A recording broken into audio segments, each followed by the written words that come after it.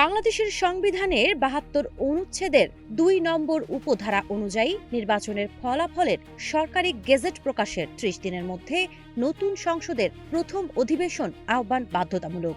রাষ্ট্রপতি প্রধানমন্ত্রীর লিখিত পরামর্শে এই অধিবেশন ডাকেন এবং তার আদেশে নির্ধারিত হয় বৈঠকের তারিখ ও সময়। চলতি মাসের ২৬ ফেব্রুয়ারি পবিত্র রমজানের মধ্যেই বসতে যাচ্ছে বিএনপি নেতৃত্বাধীন নতুন সরকারের প্রথম জাতীয় সংসদ অধিবেশন।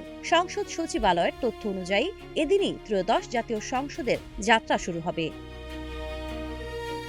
এবারের নির্বাচনের ফলাফল সরকারিভাবে প্রকাশিত হয়েছে ১৪ ফেব্রুয়ারি। সে হিসেবে আগামী ১৬ মার্চের মধ্যেই অধিবেশন বসানোর সাংবিধানিক বাধ্যবাধকতা ছিল। দেশের পূর্ববর্তী ১২টি জাতীয় সংসদের মধ্যে মাত্র ৩টির প্রথম অধিবেশন রমজান মাসে অনুষ্ঠিত হয়েছিল। ফলে এবারের অধিবেশন বিশেষ তাৎপর্য বহন করছে।